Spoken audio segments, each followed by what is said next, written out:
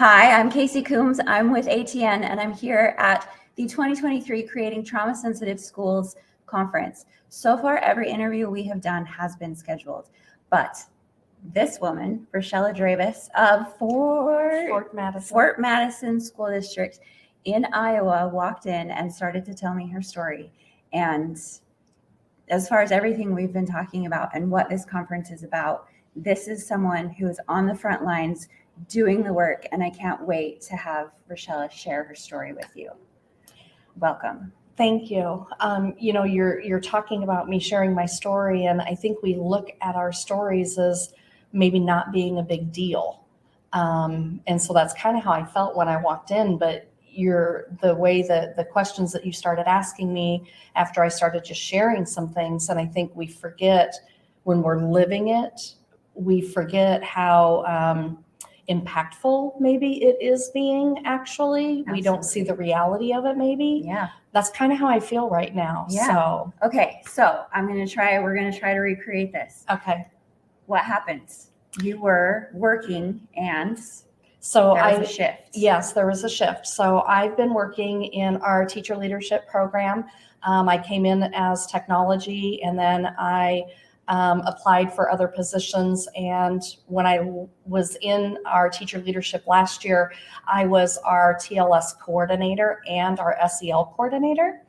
And so everybody knows what's been happening, the last couple of years. And so with the teacher shortage, they needed to fill some positions. And one of them was a special education position. And something that I did not mention to you, I'll be honest, many years ago, I myself was diagnosed with PTSD, and I went through therapy. I did all the things that I needed to do to get to the PTSD, not D, but to the growth side, and very proud of that work that I did and the therapists that I had. And so I've always felt like I've been able to see things a little bit differently, even a little bit before that, and then obviously then after that. Yeah. So our district was moving people around, and there were a couple colleagues that were going to be assigned into the position. And it was very apparent that it was traumatizing them to have to go into the special education position because of things that had happened to them previously. And, I'm kind of one of those people that do it to me. I like to protect people. And so I kind of, even though I feel like, I was put, it was done to me, not with me, put into a special education position. With no previous experience in no special previous education. no previous experience. The state gave what was called an emergency license, and I'll tell you, I had no idea what I was doing. No idea what I was doing. And so with the students that I have, love them all. And what grade level are you at? It's fourth grade. Okay. Fourth grade special ed. Most of the kiddos, their IEPs, mandate if I'm push in or pull out. Mm-hmm. And so I'm thinking, this is going to be great. I can push into the classroom. I can use the curriculum that they're doing. I can, do all those things that we know that are good to do. And then I found out that the students that I would have that have been assigned to me have some significant gaps. Okay. And so all of my students are a pull out. So okay. They come into the classroom.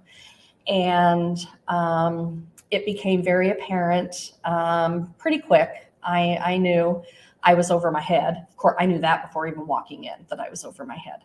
And my mental health, I knew it. I feel like I've got pretty good self-awareness. And I could tell, here goes my mental health. This is really affecting me. Like Dr. Lori, I felt it. I felt it in my sensations. I felt it. I just felt it, and I knew it. And so I did. I called my therapist right away. Therapy can't usually get you in. Yeah. And usually it's quite the wait. And I called right away and said, I got to get back in. Those old PTSD things that happened years before are starting to happen again. And so I got back in, but it was a really hard time. I was actually to a point where something had to change. I can't believe I'm telling this like whole story. Something had to change, or I was going to go on medical leave. Yeah. I could not do it. The nights were horrible. That's what's happening to teachers everywhere, to educators everywhere, is they were at the point where you were at. Yes. And now you're here. Yes. Okay. So I had asked you how you found ATN and how you found the conference. Yeah. How did you do that? So I found the conference just because of my work. So now 3 years ago, just doing all the research that I've been doing. My daughter and my husband kind of led me on this path of which now I know to be more trauma-informed, trauma-sensitive, doing all that kind of research. We're starting to follow some names. I think the first book I ever read was a book by Dan Siegel, then Dr. Ross Green. Yeah, all the names that everybody talks about. Yeah. And so I started to feel pretty confident that, oh man, everybody talks about this author. Everybody talks about this doctor. And so I kind of felt like I'm on the right path here. I'm following the right things. And so I started following ATN and saw your conference. And so last year, the year before that, we know it was COVID. Yeah. And then last year, you have the virtual option. Mm-hmm. And so I literally tried. I sent a message to my superintendent and the director of student services and said, hey, can we go to this? Let's take a board member, because I just felt like I really needed the people on top to have this lens too. Mm-hmm. And so it just didn't work out timing wise, to get us to Texas from Iowa. Yeah. It was short notice for us. So they went ahead and purchased the virtual for me. And so what the virtual did is I was still in teacher leadership, so it gave me flexibility to attend it virtually. Mm-hmm. And so I took those sessions, because then we get to rewatch some of them. Right. So I took those sessions, I rewatched them. And in my district, I did these, I called them Brains and Pain series.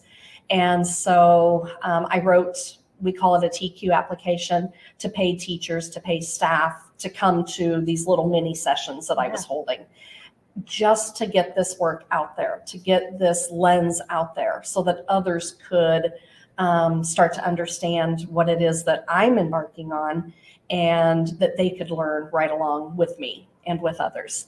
And so I created 6 sessions where staff came. We did it virtually. I put together just, my goodness, as a teacher, just short little videos, and we did our learning that way. We did 2 book studies. We did Eyes Are Never Quiet, and by Dr. Lori, and then we did her Compassion Over Compliance book study, and it has just grown. I wrote a grant through the state of Iowa that was just under $100,000, where we were able to put a team together.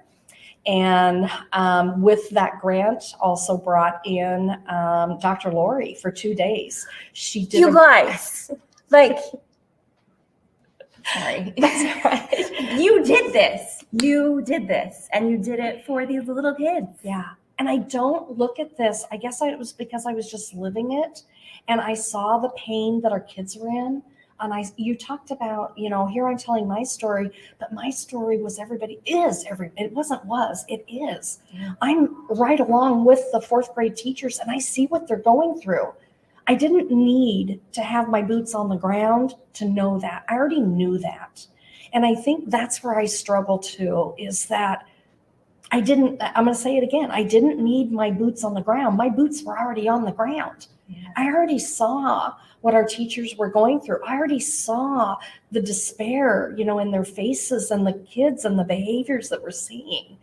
And something had to change. Something had to happen. And you And We're I the don't look at it that way though. That's so interesting. I don't look at it that way at I don't know all. if you're familiar with Matthew Portel's work. Yes. That he calls the disruptors. Yes. You're a disruptor. And Give me the title and I'll run with it. it is your title and you have already ran with it. Thank you so much for coming in to talk to us. You are an inspiration and there are stories like yours everywhere. Thank you And so we much.